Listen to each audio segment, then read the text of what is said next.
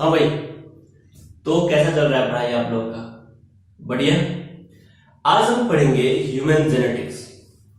Human genetics को हम कहते हैं यूजेनिक्स। और ह्यूमन जेनेटिक्स के बारे में जो सबसे पहले साइंटिस्ट ने बात किया था वो थे गाल्टन। कौन थे? गाल्टन। ठीक है, तो father of human genetics Galton को कहते हैं। किसको कहते हैं? गैल्टन। क्लियर है? ये ह्यूमन जेनेटिक्स होता क्या है तो लिखेंगे study of genetical aspect of human being. Study of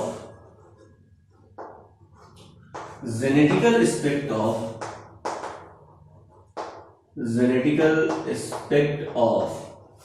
human being. Study of genetical aspect of human being called human genetics.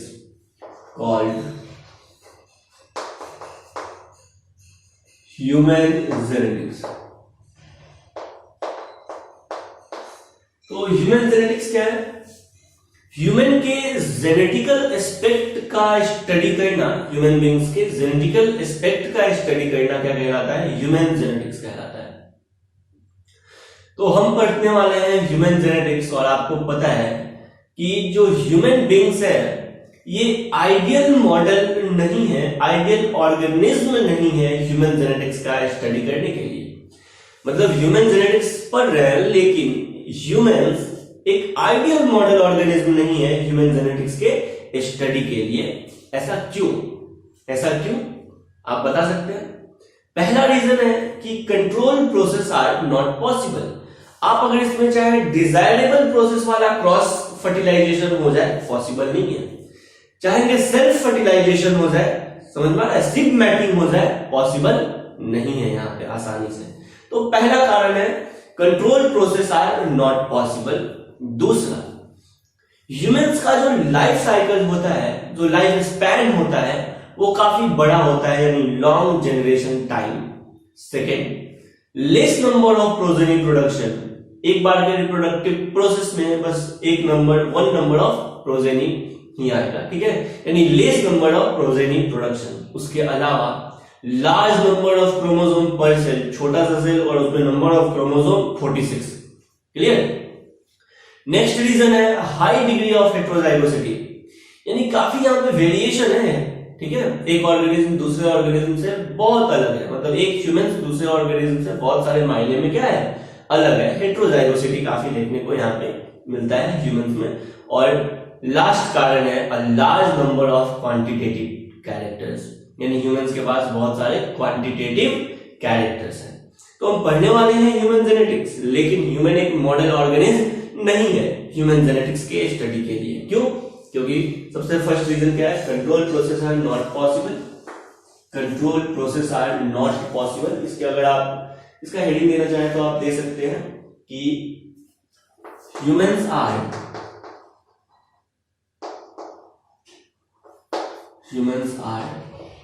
not ideal model organism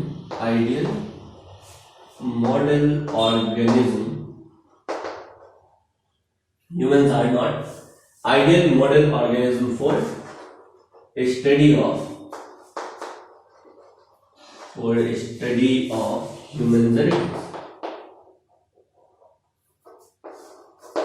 human genetics because. अब क्या कारण है? तो यहां पे कारण लिखेंगे। पहला, control process are not possible. Control process are not possible. Second reason है long generation time.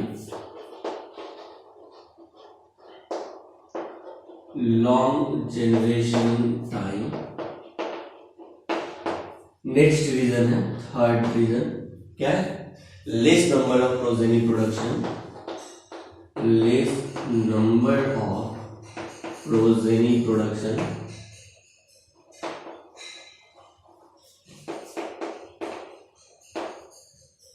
Next reason है large number of chromosome per cell. large number of chromosome quad cell. Fifth reason है, अब fifth reason क्या है, high degree of heterozygosity, high degree of heterozygosity. और sixth reason है, यहां पे large number of quantitative characters होते हैं, large number of what, quantitative character.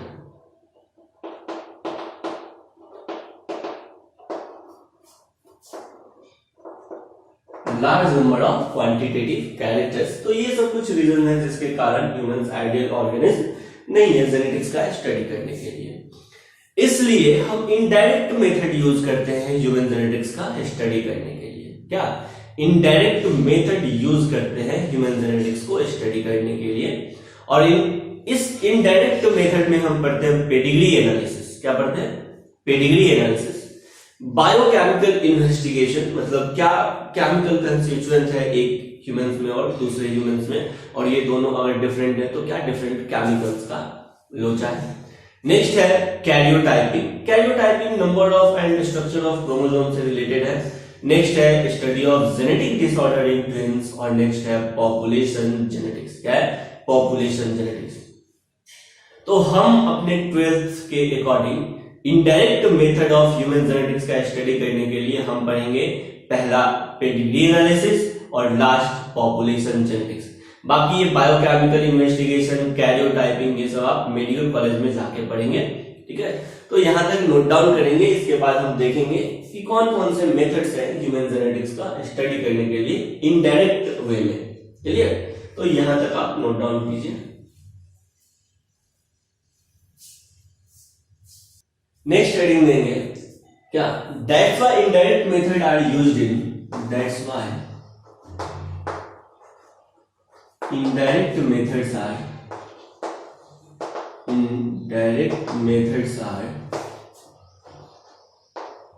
used in what, used in human genetics, used in human genetics।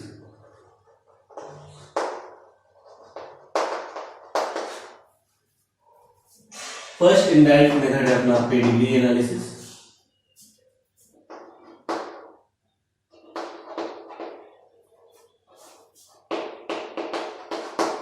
क्या है, pedigree analysis. Second method है क्या, biochemical investigation, biochemical investigation. Next method है biochemical investigation के बाद karyotyping. Karyotyping related with the structure and number of chromosomes in humans। Next है population genetics। क्या है, population genetics। क्लियर है। तो ह्यूमन जेनेटिक्स के स्टडी के लिए हमको क्या पढ़ना है, हम पढ़ेंगे पेडिग्री एनालिसिस और पॉपुलेशन जेनेटिक्स। ये कैरियोटाइपिंग एंड बायोकेमिकल इन्वेस्टिगेशन आप मेडिकल कॉलेज में जाके पढ़ेंगे। इवन और डिटेल में आप पेडिग्री एनालिसिस और पॉपुलेशन जेनेटिक्स को पढ़ेंगे। ठीक है, आने वाले मेडिकल कॉलेज में। तो यहां तक नोट डाउन करेंगे और हेडिंग देंगे pedigree analysis.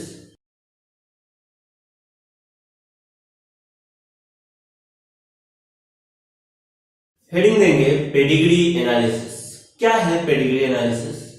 Pedigree analysis diagrammatic और सिंबॉलिक रिप्रेजेंटेशन किसी भी फैमिली हिस्ट्री को रिकॉग्नाइज करने के लिए और आसानी से समझने के लिए कि कौन सा कैरेक्टर्स का पैटर्न कैसा है। ठीक है, तो किसी भी फैमिली के हिस्ट्री को अगर देखना है आपको और इजिली अंडरस्टैंड करना है, इजिली समझना है कि भाई कोई सर्टेन कैरेक्टर्स ये किस पैटर्न पे एक जनरेशन से दूसरे जनरेशन में इनहेरिट हो रहा है, उसके डायग्रामेटिक या सिंबॉलिक रिप्रेजेंटेशन को क्या कहते हैं, पेडिग्री एनालिसिस कहते हैं। क्या कहते हैं, पेडिग्री एनालिसिस कहते हैं। तो लिखेंगे पेडिग्री एनालिसिस क्या है, डायग्रामेटिक और symbolic representation of family history, diagrammatic और diagrammatic or what? Symbolic representation of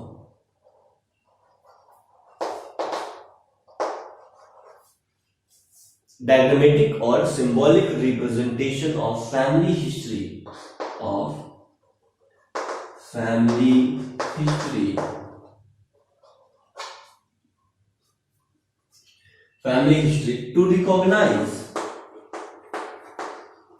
to recognize what?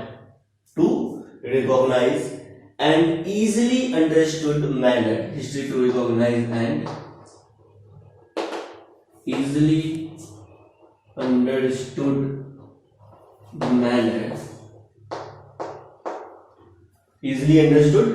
manner, so that we can visualize pattern of inheritance, visualize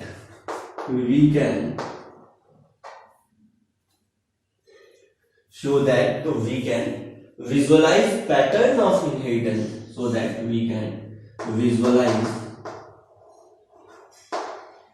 what? We can visualize pattern of inheritance,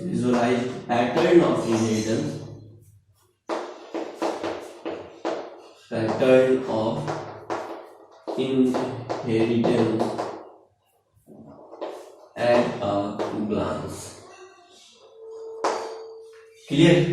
तो pedigree analysis क्या है? Diagrammatic और symbolic representation of family history to recognise and easily understood manner so that we can visualize pattern of inheritance at a glance. Clear है? या आप दूसरे term में इसको बोल सकते हैं analysis of trait in several generation of a family, मतलब किसी भी फैमिली का एक सर्टेन ट्रेट या सर्टेन कैरेक्टर्स का एनालिसिस सेवरल जनरेशंस में क्या कहलाता है? पेडिग्री एनालिसिस कहलाता है। मतलब पेडिग्री एनालिसिस क्या? Analysis of a trait in a several generation of a family is called pedigree analysis, ये भी आप बोल सकते हैं। और पेडिग्री एनालिसिस को समझने के लिए जो डायग्रामेटिक रिप्रेजेंटेशन बनता है उसको हम कहते हैं पेडिग्री चार्ट। क्या कहते हैं? Pedigree chart. तो यहाँ पे जो क्वेश्चन आता है पेडिग्री एनालिसिस से, वो पेडिग्री चार्ट से आता है क्वेश्चन। क्लियर? अब पेडिग्री चार्ट से कैसा क्वेश्चन रहेगा? एक पेडिग्री चार्ट आपको दे देगा, हम देखेंगे पेडिग्री चार्ट कैसे बनता है और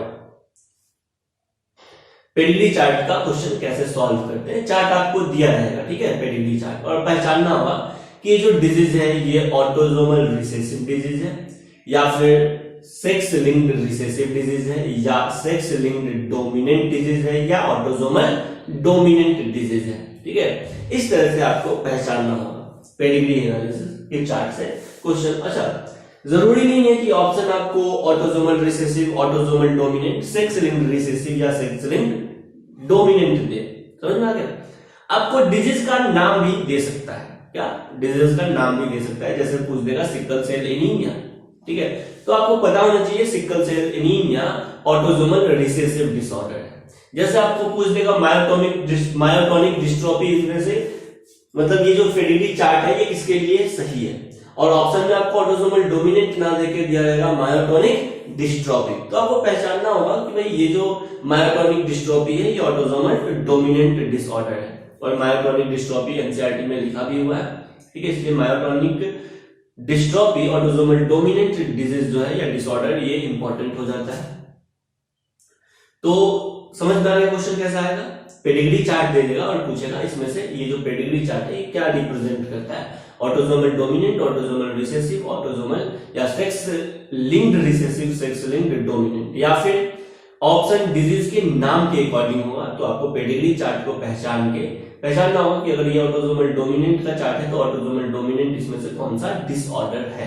क्लियर है? इस तरह से क्वेश्चन इसमें आएगा। नेक्स्ट हम पढ़ेंगे पेडिग्री एनालिसिस हमारे लिए हेल्पफुल है, तो किस मायने में हमारे लिए हेल्पफुल है। तो नेक्स्ट हेडिंग देंगे pedigree analysis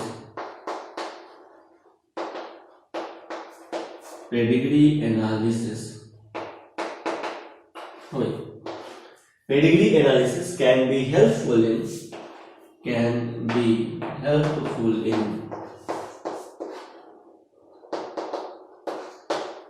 pedigree analysis can be helpful in पहला, हाँ भाई हमारे लिए हेल्पफुल है पेडिग्री एनालिसिस कौन कौन से मायने में। पहला, अगर आपको किसी भी फैमिली में अगर ये पता करना है कि ये डिजीज पहली बार किसमें आया होगा, ठीक है, तो हम किससे पता कर सकते हैं, इस पेडिग्री चार्ट से पता कर सकते हैं। यानी फर्स्ट पॉइंट में लिखेंगे tracing the first appearance of character in the family, tracing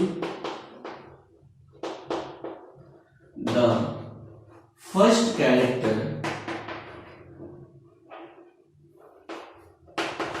in the family, tracing the first character in the family. Next, आप नेचर ऑफ कैरेक्टर्स को समझ सकते हैं कि ये जो ट्रेट या सर्टेन कैरेक्टर है ये ऑटोसोमल डोमिनेंट है, ऑटोसोमल रिसेसिव है, सेक्स लिंक्ड रिसेसिव है या सेक्स लिंक्ड डोमिनेंट है। क्लियर? तो नेचर ऑफ कैरेक्टर्स को आप समझ सकते हैं, नेचर ऑफ कैरेक्टर को आप समझ सकते हैं। नेक्स्ट पॉइंट, आप पेडिग्री एनालिसिस के हेल्प से किसी का भी आप जेनेटिक काउंसलिंग कर सकते हैं। क्या? जेनेटिक काउंसलिंग कर सकते हैं कि भाई अगर आपके पिताजी को ये डिजीज था तो आपको या फिर आपके ऑफस्प्रिंग को ये डिजीज होने का कितना % चांसेस है। क्लियर? तो आप इसके हेल्प से, पेडिग्री एनालिसिस के हेल्प से किसी का भी जेनेटिक काउंसलिंग कर सकते हैं। क्लियर? तो genetic counselling regarding the occurrence of the disease, genetic counseling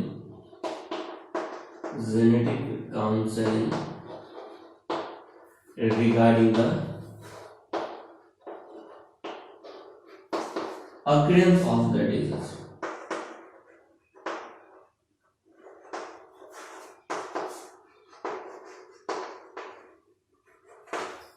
clear है?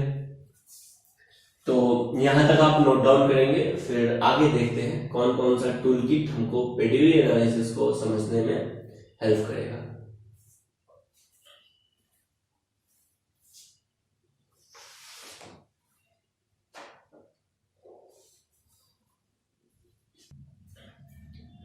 तो नेक्स्ट हेडिंग देंगे some important standard symbol used in pedigree analysis.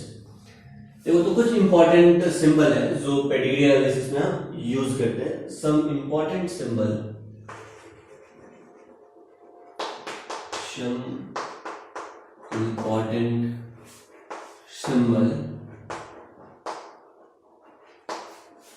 used in क्या? Some important symbol used in pedigree analysis.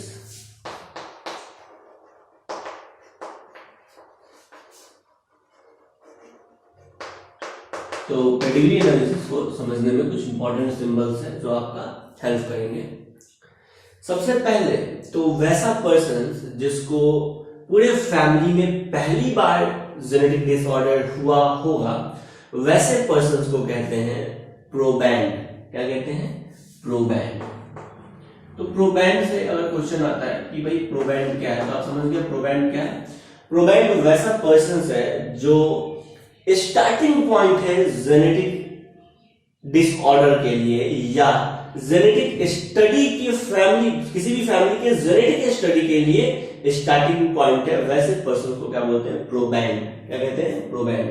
A person serving as starting point, a person serving as starting point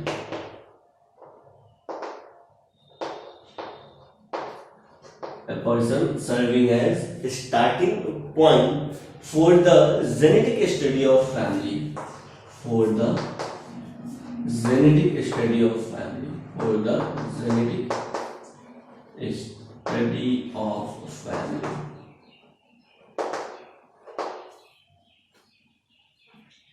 next, ये जो प्रोबैंड है अगर ये female हुई तो क्या बोलेंगे? तो बोलेंगे प्रोपोसिटा। क्या बोलेंगे? प्रोपोसिटा। प्रोपोसिटा मतलब वो फीमेल है जिसको सबसे पहली बार डिजीज हुआ था। क्या प्रोपोसिटा क्या? वो फीमेल है जो इसको सबसे पहली बार डिजीज हुआ था, या फिर हम मान लेते हैं कि फैमिली में वो सबसे पहली फीमेल है जिसको कोई जेनेटिक डिसऑर्डर हुआ था। प्रोपोसिटा का रिप्रेजेंटेशन क्या करते हैं, ये सर्कल एक कर देंगे और ये डार्क सर्कल होगा और इसमें एक ऐसे लाइन नीचे से खींचा होगा, इसका मतलब ये प्रोपोसिटा को दिखा रहा है। नेक्स्ट है, अगर मेल को सबसे पहले कोई डिजीज हुआ तो उसका रिप्रेजेंटेशन कैसे करते हैं और उसको क्या कहते हैं, उसको कहते हैं प्रोपोसिटस। क्या कहते हैं, प्रोपोसिटस। और प्रोपोसिटस यानी ये फर्स्ट मेल है जिसको फैमिली में कोई जेनेटिक डिसऑर्डर हुआ, या हम मान लिए कि ये फर्स्ट मेल है जिसको पहली बार कोई जेनेटिक डिसऑर्डर हुआ, और इसका रिप्रेजेंटेशन हम करते हैं। जो मेल है ना उसको प्रेडिक्टिव एनालिसिस में से स्क्वायर के जैसा दिखाते हैं, और फर्स्ट डिजीज है, अगर डिजीज है तो उसको डार्क कर देते हैं, और फर्स्ट डिजीज है तो नीचे से कैसे लाइन खींच देंगे। क्लियर है। अगर किसी भी पेडिग्री चार्ट में अब सिंबॉलिक रिप्रेजेंटेशन देखते हैं जो हमारे लिए इंपॉर्टेंट है, जो एनसीईआरटी में भी दे रखा है। अगर मेल है और वो भी नॉर्मल मेल है तो बस एक स्क्वायर ऐसे बना देना है, यानी इसका मतलब क्या है, ये नॉर्मल मेल को दिखा रहा है। किसको दिखा रहा है, नॉर्मल मेल को दिखा रहा है। अगर एक सर्कल है और ऐसे ही सिंपल सा सर्कल है, डार्क सर्कल नहीं है, तो ये नॉर्मल फीमेल को दिखाता है, नॉर्मल फीमेल को दिखाता है। क्लियर है। अगर आप इसी स्क्वायर को क्या कर देते हैं, डार्क कर देते हैं। ठीक है, क्या कर दिए, डार्क कर दिए, यानी ये जो मेल हुआ अब ये डिजीज्ड मेल हुआ।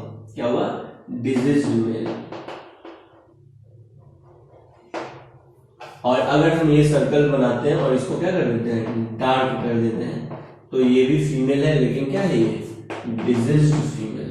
क्या है, डिजीज्ड फीमेल। क्लियर है। अगर कोई स्क्वायर दिया है लेकिन इसको क्या कर दिया, half circle, half brown dark किया, और कोई सर्कल है और इसको भी क्या कर दिया, हाफ डार्क किया। क्या किया भाई, हाफ डार्क किया। ये हाफ डार्क ऐसे हो सकता है, या फिर मैक्सिमम टाइम में आपको ये हाफ डार्क ऐसा रखेगा। तो इस तरह से हाफ डार्क कर दिया, इसका मतलब है हेटेरोजाइगस फॉर ऑटोसोमल ट्रेट, यानी मेल और फीमेल्स जो है वो ऑटोसोमल ट्रेट के लिए हेटेरोजाइगस है। हेटेरोजाइगस फॉर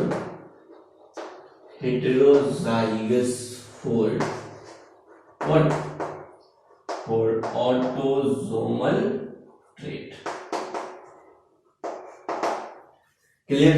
अच्छा, अभी हम आपको बता दें कि एनसीईआरटी में जो सिंबॉलिक रिप्रेजेंटेशन दे रखा है यही बहुत इंपॉर्टेंट है जितना दे रखा है, लेकिन उसके अलावा भी हम कुछ यहाँ पे एडिशनल देखेंगे, वो उतना इंपॉर्टेंट नहीं है।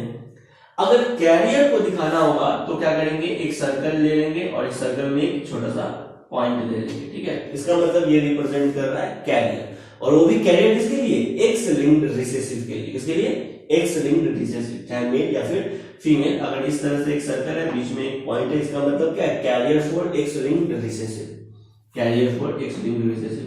और वैसे भी आपको पता होना चाहिए कि हमेशा फीमेल ही कैरियर होगी एक्स लिंक्ड रिसेसिव के लिए। Male X linked recessive disorder के लिए कभी भी कैरियर नहीं हो सकता है। क्यों, क्योंकि एक ही एक्स क्रोमोसोम्स है मेल के पास और वो एक्सप्रेस हो जाता है। क्लियर है। तो अगर इस तरह से दिया है, इसका मतलब ये क्या है, carrier for X linked recessive, और ये हमेशा फीमेल ही होगी। कैरियर फॉर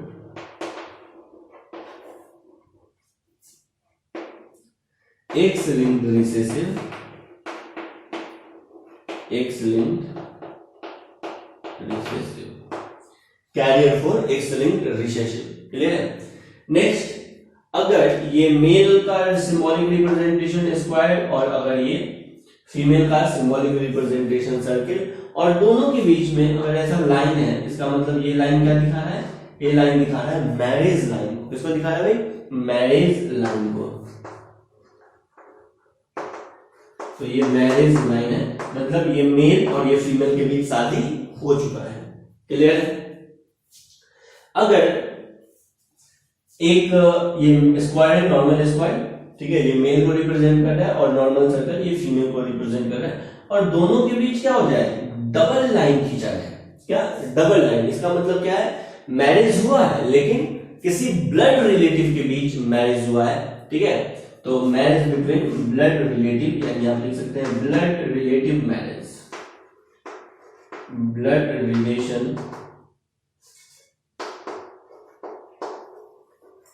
मैरिज, केवल ब्लड रिलेशन मैरिज यहां पे हुआ है, ठीक है। इसका मतलब ये डबल लाइन रहेगा। अगर ये जो स्क्वायर है, ये स्क्वायर ऐसे रहे, समझना क्या, इस तरह से ना होके इसको थोड़ा सा टिल्टेड फॉर्म में इस तरह से अगर ये स्क्वायर है, इसका मतलब जो सेक्स है वो अनस्पेसिफाइड है, आप बोल नहीं सकते हैं कि वो मेल है या फिर फीमेल है, तो यहां पे लिख सकते हैं सेक्स अनस्पेसिफाइड। नेक्स्ट जो सिंबॉलिक रिप्रेजेंटेशन है वो कुछ ऐसा होगा, ये और इसके अंदर कोई नंबर लिखा है 5 4 3 2 1 कुछ भी, इसका मतलब अनअफेक्टेड 5 ऑफस्प्रिंग, मेल और फीमेल दोनों मिला के, बेटा बेटी मिला के 5 उसके पास बेटा बेटी है जो क्या है अनअफेक्टेड है। अगर इस तरह से रहे तो यानी आप लिखेंगे unaffected 5 offspring, unaffected 5 offspring. Clear. Next है कि क्या होता है ना कि एक ऐसे लाइन खींच देगा और यहाँ पे डार्क कर देगा, या फिर ऐसे लाइन खींच देगा और यहाँ पे ये जो स्क्वायर है इसको भी क्या कर देगा, डार्क कर देगा। इसका मतलब है ये जो बेटी है या जो ये बेटा है अभी इसका जन्म नहीं हुआ है, ये स्टिल बर्थ कंडीशन है। क्या है ये, स्टिल बर्थ कंडीशन, या इनका एबॉर्शन हो गया है। क्या हो गया, एबॉर्शन हो गया है। क्लियर है। नेक्स्ट है अगर सिंबॉलिक रिप्रेजेंटेशन कुछ ऐसा रहे, एक ऐसे लाइन खींच दे, एक ऐसे लाइन खींच दे, यहाँ पे 2 सर्कल कर दे, इसका मतलब ये डाइजाइगोटिक ट्विंस है या मोनोजाइगोटिक ट्विंस है, ये डाइजाइगोटिक ट्विंस है। क्या है, डाइजाइगोटिक ट्विंस। तो डाइजाइगोटिक ट्विंस ऐसा भी हो सकता है, डाइजाइगोटिक ट्विंस एक बेटा भी हो सकता है और एक बेटी भी हो सकती है, और डाइजाइगोटिक ट्विंस में दोनों बेटा भी हो सकता है। यानी इस तरह का अगर सिंबॉलिक रिप्रेजेंटेशन रहेगा तो 2 बेटी डाइजाइगोटिक ट्विंस, एक बेटी एक बेटा डाइजाइगोटिक ट्विंस, दोनों बेटा क्या है डाइजाइगोटिक ट्विंस है, तो ये हो जाएगा डाइजाइगोटिक ट्विंस। नेक्स्ट है ट्विंस का, एक ऐसा रहेगा, एक ऐसा, एक ऐसा, और ये और दोनों के बीच में लाइन।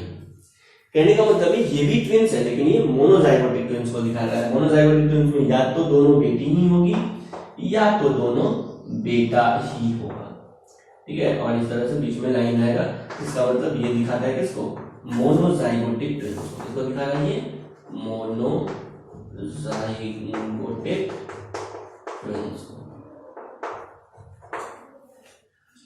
तो ये कुछ सिंबॉलिक रिप्रेजेंटेशन है, तो यहां तक आप नोट डाउन करेंगे। इसके बाद हम देखते हैं कुछ अप्रोच कि किस अप्रोच के साथ हम इस क्वेश्चन को सॉल्व करेंगे, पेडिग्री एनालिसिस के क्वेश्चन को सॉल्व कर सकते हैं। तो यहां तक आप नोट डाउन करेंगे।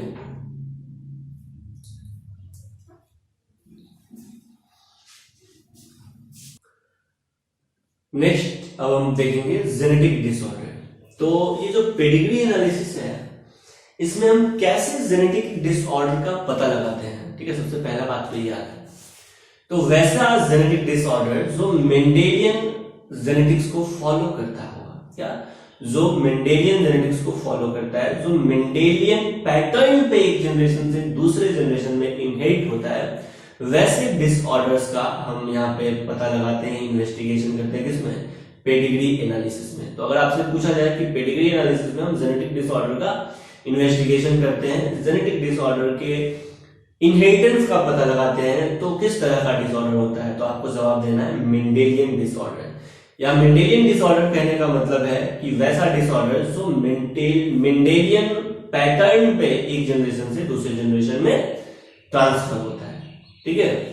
तो ये जो मेंडेलियन डिसऑर्डर है इसमें कैसा कैसा डिसऑर्डर आ सकता है, तो यहाँ पे लिखेंगे जेनेटिक डिसऑर्डर। जेनेटिक डिसऑर्डर यानी कैसे जेनेटिक डिसऑर्डर का हम यहाँ पे पता लगाएंगे। तो 2 तरह का जेनेटिक डिसऑर्डर होता है, एक होता है ऑटोसोमल जेनेटिक डिसऑर्डर और दूसरा होता है सेक्स लिंक्ड जेनेटिक डिसऑर्डर। क्या होता है? Autosomal genetic disorder,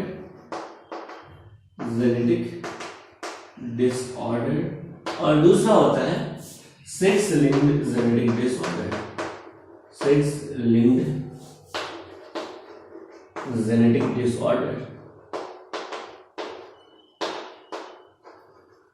autosomal genetic disorder का फिर दो कहानी। क्या ये ऑटोसोमल जेनेटिक डिसऑर्डर रिसेसिव है या फिर डोमिनेंट है? रिसेसिव और डोमिनेंट, और जहां पे रिसेसिव डोमिनेंट बात आता है वहां पे मेंडेलियन लॉ फॉलो होगा ही।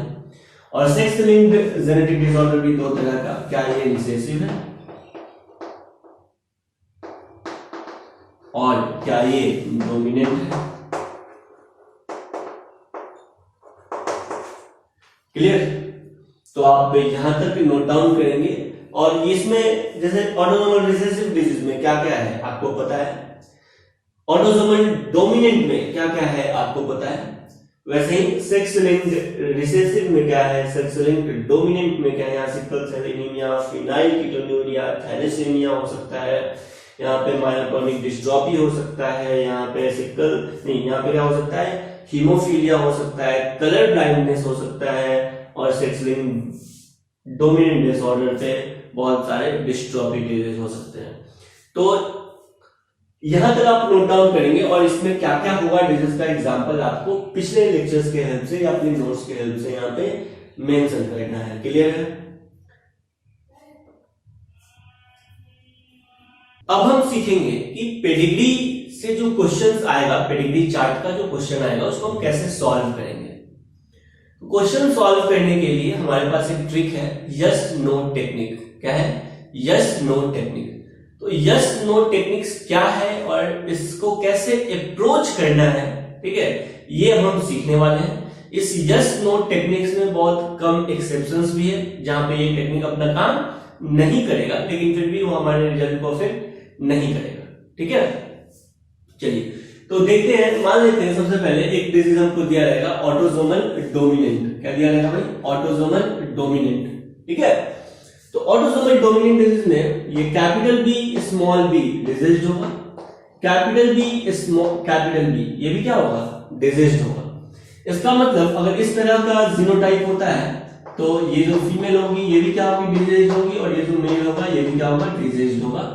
लेकिन अगर ऑटोसोमल डोमिनेंट डिजीज है तो उसमें स्मॉल बी ये क्या होगा? नॉर्मल फीमेल भी होगी और नॉर्मल मेल भी होगा। वैसे ही हम देखते हैं ऑटोसोमल रिसेसिव डिजीज का जीनोटाइप कैसा होता है। Autosomal recessive, autosomal recessive disease का जो जीनोटाइप होता है वो होता है स्मॉल ए, यानी स्मॉल ए की कंडीशन में फीमेल डिजीज पाई जाएगी और मेल भी डिजीज पाया जाएगा। लेकिन अगर ऑटोसोमल रिसेसिव डिसऑर्डर है तो capital A small a disease तो नहीं है लेकिन कैरियर जरूर है, और कैपिटल ए क्या होगा? नॉर्मल होगा, बिल्कुल नॉर्मल। क्लियर? वैसे हम देखते हैं एक्स लिंक्ड डोमिनेंट डिजीज के लिए रिप्रेजेंटेशन, एक्स लिंक्ड डोमिनेंट। अगर एक्स लिंक्ड डोमिनेंट डिजीज है तो उसका रिप्रेजेंटेशन क्या होगा? एक्स कैपिटल ए वाई, यानी यहां पे जो मेल होगा वो क्या हो जाएगा? डिजीज हो जाएगा।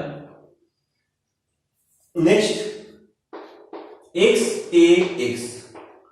क्लियर? इस कंडीशन में कैपिटल ए और स्मॉल ए, अगर ये एक्स लिंक्ड डोमिनेंट डिसऑर्डर है तो यहां पे जो ये फीमेल हुई ये क्या हो जाएगी? डिजीज हो जाएगी। और अगर ये x कैपिटल A और x कैपिटल A है तो यहां पे भी ये जो फीमेल है ये क्या हो जाएगी? डिजीज हो जाएगी। और अगर x कैपिटल A नहीं x small a and x small a है तो यहां पे जो फीमेल है वो क्या होगी? नॉर्मल होगी, तो उसका रिप्रेजेंटेशन कुछ ऐसा होगा। ठीक है, हम देखते हैं एक्स लिंक्ड रिसेसिव डिजीज के लिए। एक्स लिंक्ड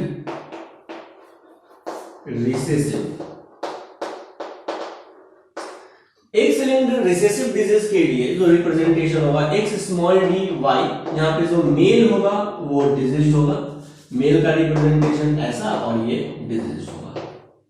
अगर यहाँ पे x स्मॉल डी और x कैपिटल डी अगर कुछ ऐसा होता है तो ये फीमेल क्या होगी, नॉर्मल होगी, फीमेल क्या होगी, नॉर्मल होगी। लेकिन ये कैरियर तो जरूर होगी सर, बिल्कुल ये क्या होगी, कैरियर, मतलब डिजीज एक्सप्रेस नहीं करेगा, लेकिन ये एक स्मॉल डी अगर नेक्स्ट जनरेशन में किसी मेल के पास जाएगा तो मेल डिजीज हो जाएगा, उसका सन डिजीज हो जाएगा, यानी ऐसे फीमेल को हम कहते हैं कैरियर।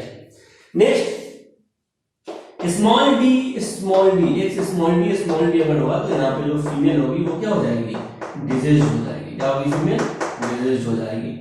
और अगर एक्स कैपिटल डी और एक्स कैपिटल डी रहता है तो यहाँ पे जो फीमेल होगी ये क्या होगी, नॉर्मल फीमेल होगी, क्या होगी, नॉर्मल फीमेल होगी।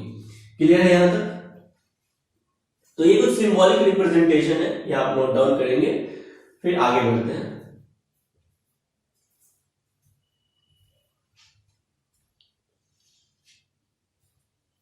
चलिए सबसे पहले हम पेडिग्री एनालिसिस देखते हैं डोमिनेंट जीन के लिए। क्या, डोमिनेंट जीन के लिए, डोमिनेंट जीन, अगर डोमिनेंट जीन एक जनरेशन से दूसरे जनरेशन में ट्रांसफर होगा तो क्या होगा। मान लेते हैं ये फीमेल है और ये मेल है, इस दोनों का शादी हो गया और इनके 4 ऑफस्प्रिंग हुए। क्या, 4 ऑफस्प्रिंग या 3 ऑफस्प्रिंग जितना भी, तो 4 ऑफस्प्रिंग हुए। ये हो गई फीमेल, ये हो गया मेल और ये हो गया मेल। अब इसका ना ये जो फीमेल थी ये डिजीज है, क्या है, फीमेल डिजीज है, और इसकी एक डॉटर भी क्या है, डिजीज है, ठीक है। और इसका शादी हो जाता है किसी नॉर्मल मेल, क्या हो जाता है, नॉर्मल मेल से, और इसका एक बेटा होता है और ये भी क्या होता है, डिजीज होता है, क्या होता है, डिजीज होता है। बाकी ये जो बेटे हैं ये नॉर्मल है, बाकी जो सन है ये क्या है, नॉर्मल है।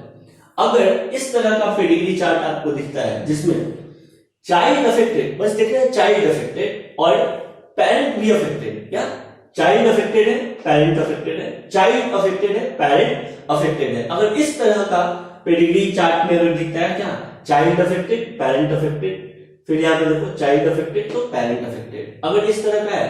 अच्छा, ये जो पेडिग्री चार्ट है इसमें ये दोनों क्या हो गए, पेरेंट हो गए, ये इनके क्या हो गए, ऑफस्प्रिंग हो गए। फिर ये नेक्स्ट जनरेशन, ये अब ये इसका क्या हो गया, बेटा हो गया, ये अब क्या हो गया, पेरेंट हो गया। तो पेडिग्री एनालिसिस में हर एक लाइन क्या दिखाता है आपको, एक जनरेशन को दिखाता है। ये फर्स्ट जनरेशन मान लेते हैं, पेरेंटल जनरेशन, ये ऑफस्प्रिंग वाला जनरेशन F1 जनरेशन, और ये क्या हो गया, F2 जनरेशन। ऐसा समझ में? तो पेडिग्री एनालिसिस में हर एक सीक्वेंस क्या दिखाता है, एक जनरेशन को दिखाता है।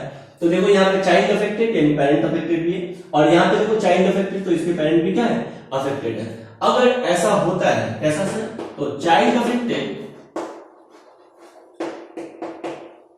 और क्या है इसके पेरेंट भी अफेक्टेड है, child affected is equal to parent affected, parent affected. अगर ऐसा होगा, यानी अगर पेरेंट अफेक्टेड और चाइल्ड अफेक्टेड दोनों जनरेशन में से, ये चाइल्ड का जनरेशन, ये पेरेंट का जनरेशन, दोनों में अफेक्टेड है। अगर ये चाइल्ड का जनरेशन और ये पेरेंट का जनरेशन दोनों में क्या है, अफेक्टेड है, डिजीज है, इसका मतलब इस तरह का आपको पेडिग्री चार्ट दिखेगा, यानी क्या है, यहाँ पे डोमिनेंट जीन है। क्या है ये, डोमिनेंट जीन है। अभी हम बात नहीं कर रहे हैं कि ऑटोसोमल डोमिनेंट या एक्स लिंक्ड डोमिनेंट, बस याद रखना है कि अगर हर एक जनरेशन में आपको डिजीज मिलता है, इसका मतलब क्या होगा, वो डोमिनेंट जीन जरूर होगा। क्या होगा, डोमिनेंट जीन होगा। नोट डाउन करेंगे। नेक्स्ट पेडिग्री चार्ट आपको कुछ ऐसा दिखेगा, ये मेल, नॉर्मल मेल, इसका शादी हो गया किससे, फीमेल से, और फीमेल, नॉर्मल फीमेल से, और इसके ऑफस्प्रिंग हुए, इसका मान लेते हैं बेटी हुई, ठीक है, इसकी क्या हुई, बेटी हुई, और ये बेटी जो है ना ये अफेक्टेड है, बेटी क्या है, ये अफेक्टेड है, इसका शादी हो जाता है किसी नॉर्मल मेल से, क्या हो जाता है, नॉर्मल मेल से, और इसका बेटा और बेटी होता है, ये हो गया बेटा, ये हो गई बेटी, ये हो गया बेटा, और ये हो गया बेटा। इसका मतलब चाइल्ड अफेक्टेड लेकिन पेरेंट अफेक्टेड नहीं है, पेरेंट अफेक्टेड लेकिन चाइल्ड अफेक्टेड नहीं है। इस तरह का जो जिन है जिसमें कोई भी एक जनरेशन, चाहे चाइल्ड वाला जनरेशन या फिर पेरेंटल जनरेशन, चाहे चाइल्ड वाला जनरेशन चाहे पेरेंटल जनरेशन, कोई भी एक जनरेशन क्या होगा, मिसिंग होगा, जिसमें अफेक्टेड नहीं होगा, जिसमें डिजीज नहीं होगा, इस तरह का जीन हमेशा गारंटी है क्या होगा, वो रिसेसिव डिजीज होगा। क्या होगा, ये रिसेसिव डिजीज होगा।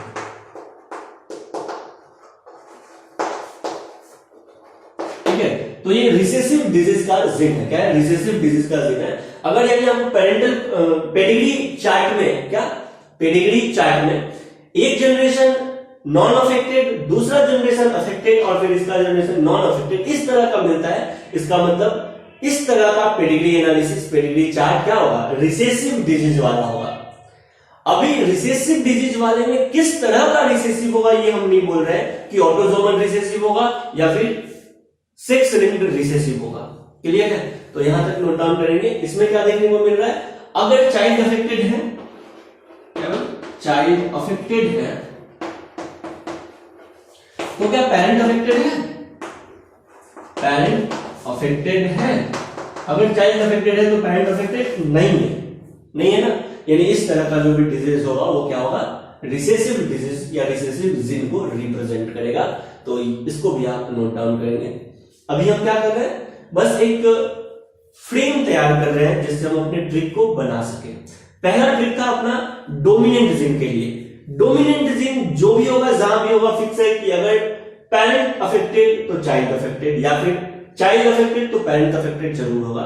लेकिन चाइल्ड अफेक्टेड नहीं है और पेरेंट अफेक्टेड है, या फिर चाइल्ड अफेक्टेड है और पेरेंट अफेक्टेड नहीं है, इस तरह का कॉम्बिनेशन जहां पे दिखेगा, इसका मतलब वो क्या होगा, रिसेसिव जीन या रिसेसिव डिजीज को रखता है। Next, x linked dominant. अब आया क्या, x linked dominant, x linked dominant. अगर एक्स लिंक्ड डोमिनेंट जीन है, क्या एक्स लिंक्ड डोमिनेंट जीन है, तो ये एक जनरेशन से दूसरे जनरेशन में कैसे इसका इनहेरिटेंस होता है ये हम देखेंगे। जैसे मान लेते हैं किसी अफेक्टेड मेल का शादी हो जाता है नॉर्मल फीमेल से, किससे, नॉर्मल फीमेल से, तो इसके ऑफस्प्रिंग में क्या मान लेते हैं कि 2 बेटा और इसकी 1 बेटी हो।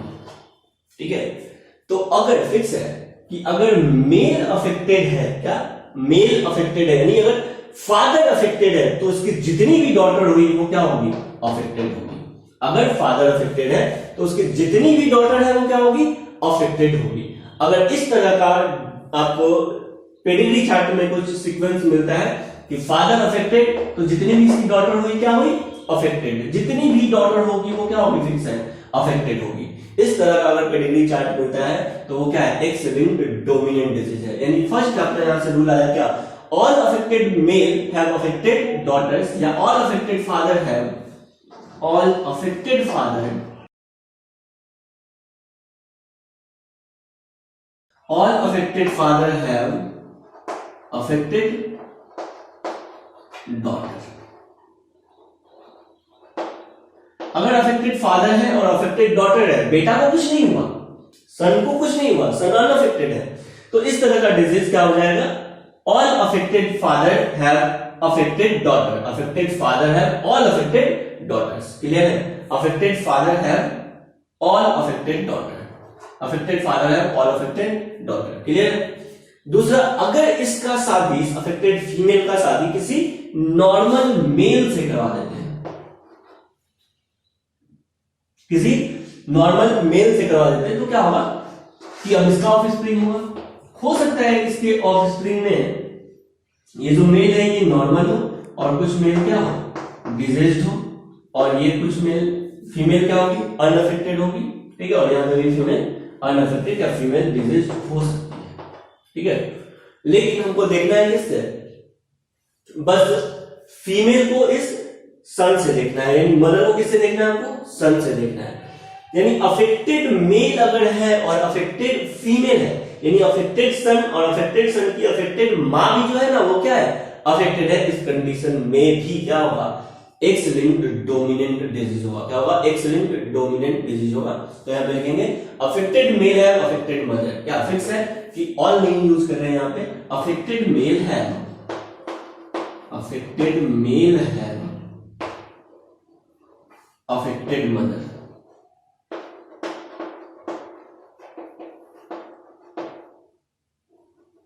अगर अफेक्टेड मेल के पास अफेक्टेड मदर है या फिर अफेक्टेड सन के पास ऑल अफेक्टेड डॉटर है, इस तरह का आपको पेडिग्री चार्ट कहीं देखने को मिलता है, यानी कि गारंटी है वो क्या है, एक्स लिंक्ड डोमिनेंट है। क्या है वो, एक्स लिंक्ड डोमिनेंट है। तो यहां तक नोट डाउन करेंगे।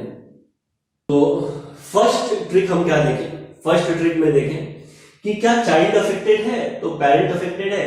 अगर इस तरह होगा चाइल्ड अफेक्टेड पेरेंट अफेक्टेड यानी डोमिनेंट जीन या डोमिनेंट डिजीज। अगर चाइल्ड अफेक्टेड है लेकिन पेरेंट अफेक्टेड नहीं है, या चाइल्ड अफेक्टेड नहीं है और पेरेंट अफेक्टेड है, इस तरह के डिजीज या जीन को क्या कहते हैं, रिसेसिव जीन या recessive disease. X linked dominant वाले में क्या है, all affected father have all affected daughters और affected mother have affected son. इस तरह का अगर आपको सीक्वेंस दिखता है तो क्या है, ये एक्स लिंक्ड डोमिनेंट है। क्या है, एक्स लिंक्ड डोमिनेंट है। यहां तक नोट डाउन करेंगे।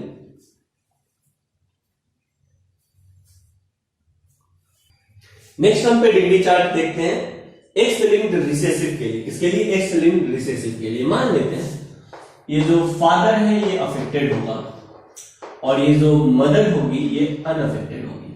क्लियर। और इन दोनों का शादी हुआ और इनकी बेटी हुई, तो इसकी जो बेटी हुई वो क्या हुई, अफेक्टेड हुई। क्या हुई बेटी, अफेक्टेड हुई।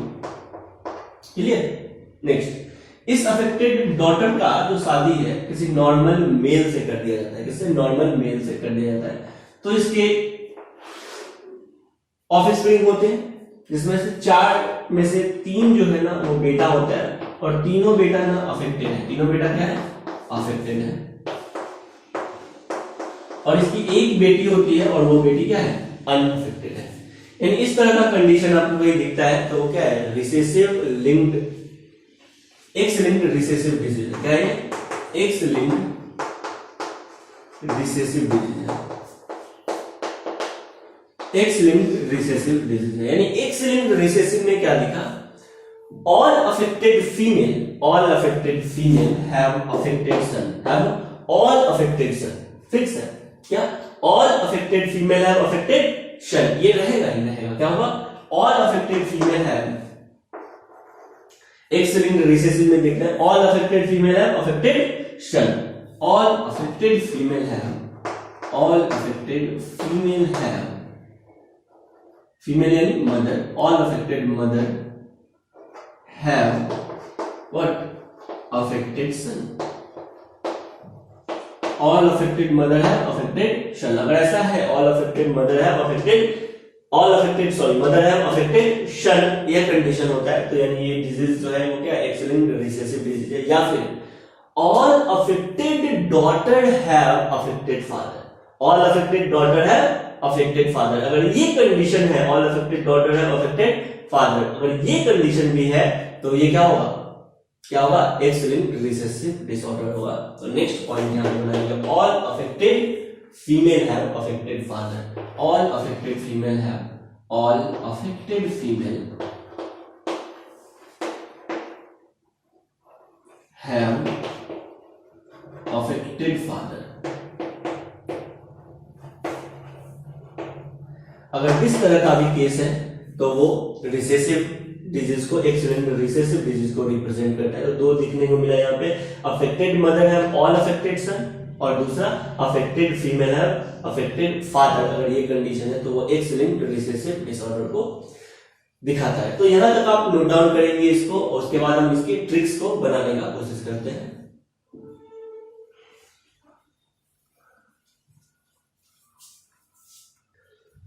ट्रिक में सबसे पहले हमको देखना है अफेक्टेड चाइल्ड है अफेक्टेड पेरेंट्स। क्या, अफेक्टेड चाइल्ड है अफेक्टेड पेरेंट्स। सबसे पहले हमको यही देखना है, क्या, अफेक्टेड चाइल्ड है अफेक्टेड चाइल्ड है affected parent.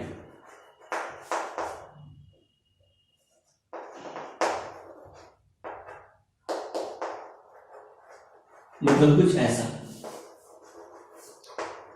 Affected child is equal to affected parent, या अफेक्टेड चाइल्ड के पास अफेक्टेड पेरेंट है।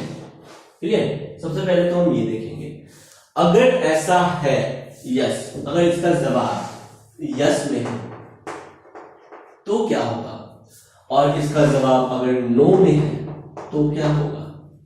तुमको पता है अगर यस में है यानी अफेक्टेड चाइल्ड है अफेक्टेड पेरेंट, अगर ऐसा है तो ये डोमिनेंट डिजीज है। क्या है ये? डोमिनेंट डिजीज है। और अगर इसका जवाब अफेक्टेड चाइल्ड के पास अफेक्टेड पेरेंट नहीं है, अगर इसका जवाब नो में है तो ये रिसेसिव डिजीज होगा। क्या होगा? रिसेसिव डिजीज होगा। ये सिंपल, ये जो पहला दूसरा रूल हम लोग देखे उसके अकॉर्डिंग। अगर हाँ है, अगर अफेक्टेड चाइल्ड के पास अफेक्टेड पेरेंट है, अगर इसका जवाब हाँ में है तो यहाँ पे फिर दो कंडीशन हम मिलाएंगे। First condition, all affected male have all affected daughter, या ऑल अफेक्टेड मेल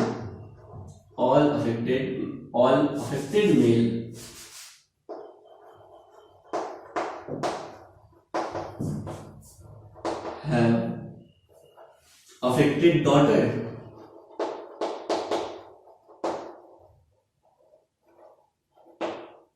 और सेकेंड हम मिलाएंगे अफेक्टेड मेल है अफेक्टेड मदर, अफेक्टेड मेल है अफेक्टेड मदर।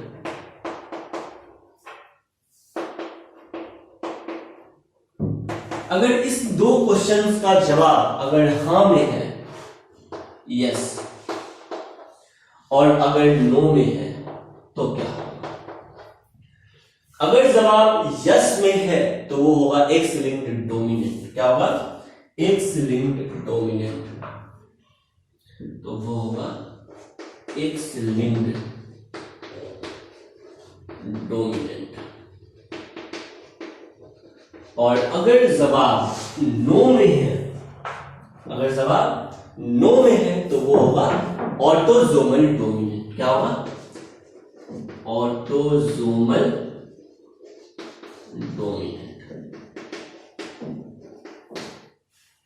क्लियर है? आगे बढ़ते हैं।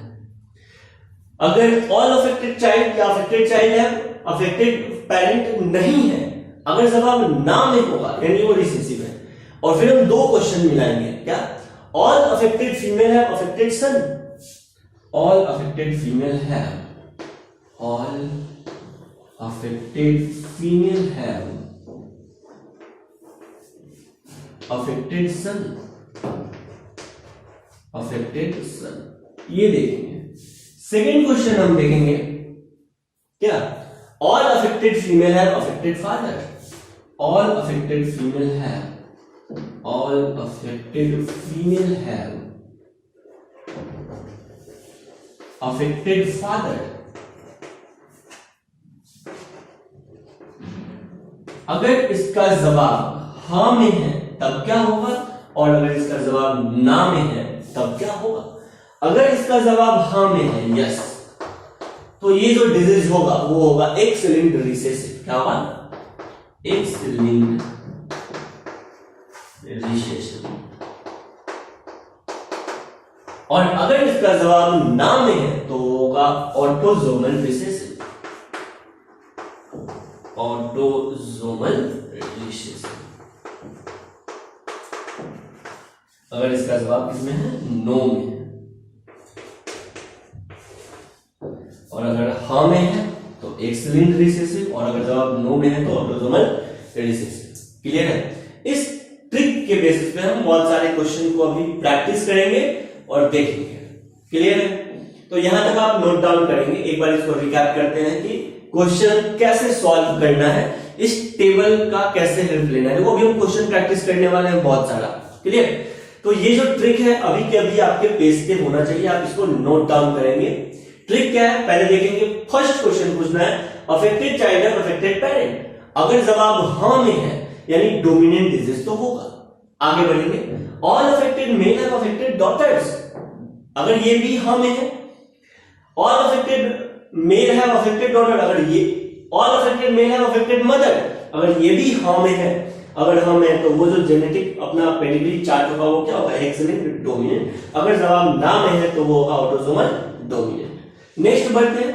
ऑल अफेक्टेड चाइल्ड है अफेक्टेड पेरेंट, अगर नहीं होगा तो ये रिसेसिव डिसऑर्डर तो होगा, लेकिन फिर क्वेश्चन करेंगे ऑल अफेक्टेड फीमेल है अफेक्टेड सन, अगर जवाब हाँ में है तो दूसरा क्वेश्चन देखेंगे all affected female have affected father. अगर जवाब हाँ में है तो देखेंगे हाँ, यानी कि एक्स लिंक्ड रिसेसिव। अगर ना में है तो ऑटोसोमल रिसेसिव। क्लियर है? ऑटोसोमल रिसेसिव और एक्स लिंक्ड रिसेसिव। तो यस और नो टेक्निक्स यही है अपना, इसके बेसिस पे हम अभी बहुत सारे क्वेश्चन को करेंगे।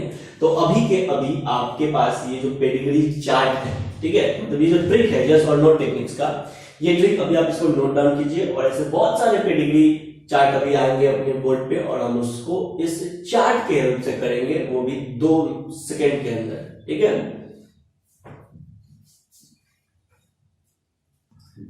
तो फर्स्ट पेडिग्री चार्ट ये है, दिख रहा है आपको पेडिग्री चार्ट। चलिए सबसे पहला पेडिग्री चार्ट में हम ये क्वेश्चन करेंगे, क्या all affected parent have affected, all affected child have affected parent, हमेशा चाइल्ड से चलना है।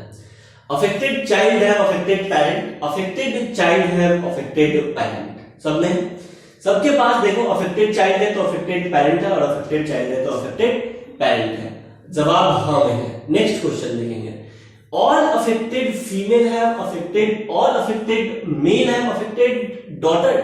दूसरा क्वेश्चन क्या है, all affected male have affected daughter, affected male have affected daughter, affected male have affected daughter. देखो सेकंड वाले केस में अफेक्टेड मेल है लेकिन अफेक्टेड डॉटर नहीं है, एक डॉटर अफेक्टेड है और एक डॉटर अफेक्टेड नहीं है, यानी अपना जवाब यहीं से मिल गया ना।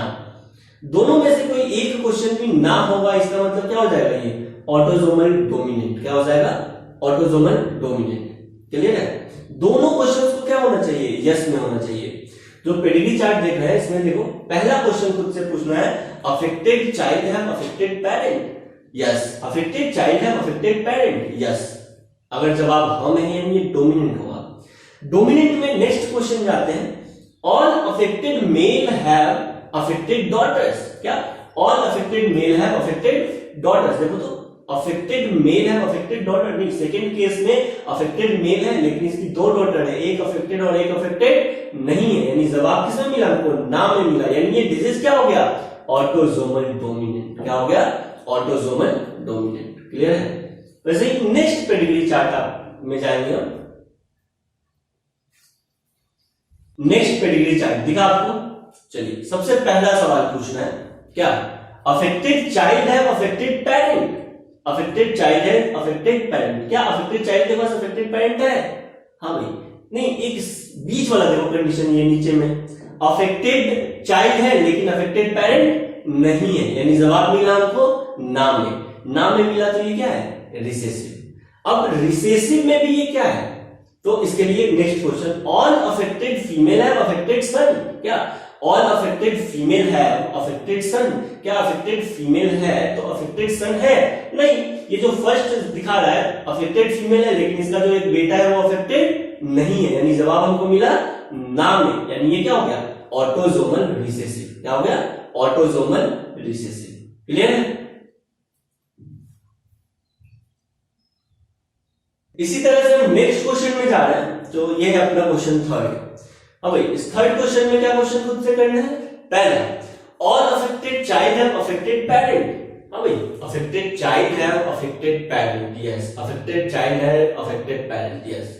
सब में है अफेक्टेड चाइल्ड है affected parent, affected child affected parent, यानी ये क्या होगा, डोमिनेंट होगा। क्या होगा, डोमिनेंट होगा। अगर डोमिनेंट होगा तो फिर से क्या कंडीशन है कि एक्स लिंक्ड डोमिनेंट होगा, और क्या कंडीशन है कि ऑटोसोमल डोमिनेंट होगा। तो फिर क्वेश्चन करेंगे, all affected male have affected daughters. हाँ भाई affected male have affected daughters, बिल्कुल दिख रहा है आपको, एक अफेक्टेड मेल है और इसकी 2 अफेक्टेड डॉटर्स है।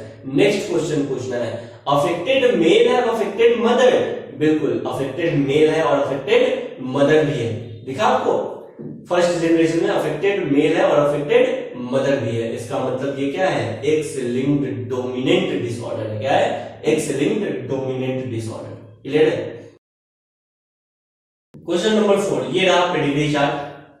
चलिए इसमें सबसे पहला क्या क्वेश्चन करना है, क्वेश्चन नंबर 4 में अफेक्टेड चाइल्ड है अफेक्टेड पेरेंट। बिल्कुल अफेक्टेड चाइल्ड है तो अफेक्टेड पेरेंट है, अफेक्टेड चाइल्ड है तो अफेक्टेड पेरेंट है। क्लियर है? अफेक्टेड चाइल्ड है तो अफेक्टेड पेरेंट है। अगर जवाब हम है तो ये क्या होगा, डोमिनेंट। नेक्स्ट आगे की तरफ क्वेश्चन बढ़ाते हैं, all affected male have affected daughters, क्या ऐसा दिख रहा है? All affected male have affected daughter, नहीं, यहाँ पे देखो वहां पे अफेक्टेड मेल है लेकिन उसकी डॉटर अफेक्टेड नहीं है, इसका मतलब ये क्या हो गया? Autosomal dominant. क्या हो गया? Autosomal dominant. क्लियर है? आगे बढ़ते हैं। Question number 5। क्वेश्चन नंबर 5 में सबसे पहला सवाल पूछना है, अफेक्टेड चाइल्ड है अफेक्टेड पेरेंट। बिल्कुल नीचे देखो, अफेक्टेड चाइल्ड है अफेक्टेड पेरेंट, अफेक्टेड चाइल्ड है और अफेक्टेड पेरेंट है। अगर जवाब हाँ में है तो ये डोमिनेंट डिसऑर्डर है। अगला question, all affected male have affected daughters, क्या क्वेश्चन करना है? All affected male have affected daughters, कैसा है? अफेक्टेड मेल है अफेक्टेड डॉटर नहीं है। फर्स्ट में दिख रहा है अफेक्टेड मेल है और अफेक्टेड डॉटर नहीं है, यानी जवाब ना में है। यानी ये डिजीज का, ये किस कौन से पेडिग्री चार्ट का है? ये है ऑटोसोमल डोमिनेंट का। किसका है? Autosomal dominant. क्लियर है? नेक्स्ट है क्वेश्चन नंबर 6 और ये रहा क्वेश्चन। चलिए, ये पेडिग्री चार्ट देख के सबसे पहले क्या सवाल पूछना है? अफेक्टेड चाइल्ड है अफेक्टेड पेरेंट। बिल्कुल। नेक्स्ट, अफेक्टेड चाइल्ड और अफेक्टेड पेरेंट नहीं है। देखो यहाँ पे सेकेंड जनरेशन के सेंटर पे देखो, पेरेंट अनअफेक्टेड है लेकिन चाइल्ड एक ऑफस्प्रिंग जो है ना, डॉटर, ये क्या है?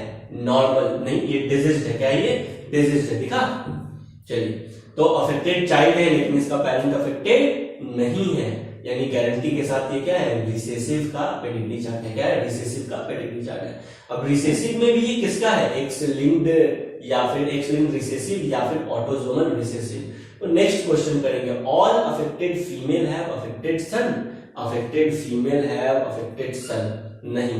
दिखा तुमको? ये अफेक्टेड फीमेल है थर्ड जनरेशन में, लेकिन इसके दो बेटे हैं, एक अफेक्टेड और एक नॉर्मल, यानी जवाब मिला आपको ना में। इसका मतलब ये ऑटोसोमल रिसेसिव। क्लियर?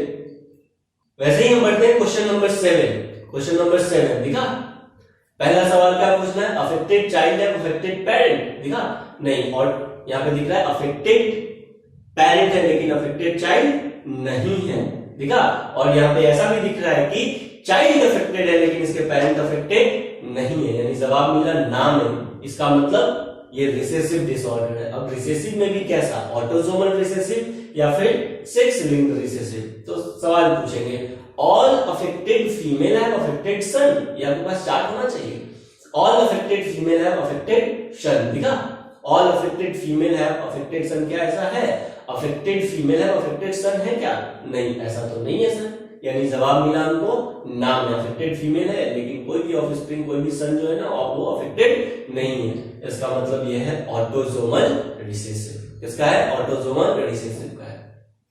वैसे ही next question, question number 8। Next ये है क्वेश्चन नंबर 8। क्वेश्चन नंबर 8 दिख रहा है आपको? सबसे पहला सवाल पूछना है, अफेक्टेड चाइल्ड है अफेक्टेड पेरेंट। बिल्कुल, तो अफेक्टेड चाइल्ड के पास अफेक्टेड पेरेंट है। दिख रहा है? Affected child affected parent, affected child affected parent. Yes, यानी जवाब हाँ में है, यानी ये डोमिनेंट डिजीज है। क्या ये? डोमिनेंट डिजीज है। नेक्स्ट क्वेश्चन पूछना, ऑल अफेक्टेड मेल है ऑल अफेक्टेड डॉटर।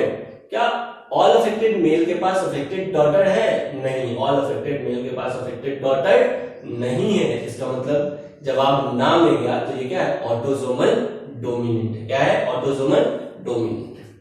तो इस तरह से हम टोटल क्वेश्चन 8 प्रैक्टिस किए। ठीक है, 8 क्वेश्चन।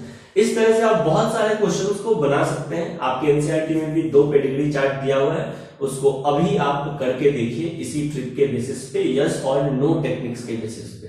ठीक है, आपसे वो क्वेश्चन जरूर होगा। अगर नहीं होता है और पेडिग्री चार्ट नहीं समझ में आ रहा है तो आपको अपने कमेंट सेक्शन में जरूर बताना है, पूछना है। इसके लिए कुछ और टेक्निक्स हम यूज करेंगे या फिर मिलकर बैठ के बात करेंगे, इसको सीखने का कोशिश करेंगे। क्लियर है? तो होमवर्क आपका है कि आपके जो नोट्स में बहुत सारे और भी बहुत सारे पेडिग्री चार्ट्स दिए गए हैं, तो नोट्स में जो पेडिग्री चार्ट है उसको आपको क्या करना है? सॉल्व करना है। अगर नहीं होता है, कहीं कोई डाउट आता है तो उसको पूछना है। उसके अलावा आप क्वेश्चन प्रैक्टिस कर सकते हैं पेडिग्री चार्ट्स वाला अपने शीट से, कुछ क्वेश्चन वहां पे भी आपको मिल जाएगा। ठीक है, एनसीईआरटी से एक बार पढ़ना है पूरे पेडिग्री चार्ट तक। कहीं कोई डाउट आता है तो जरूर पूछना है। आज के लिए इतना है। Thank you.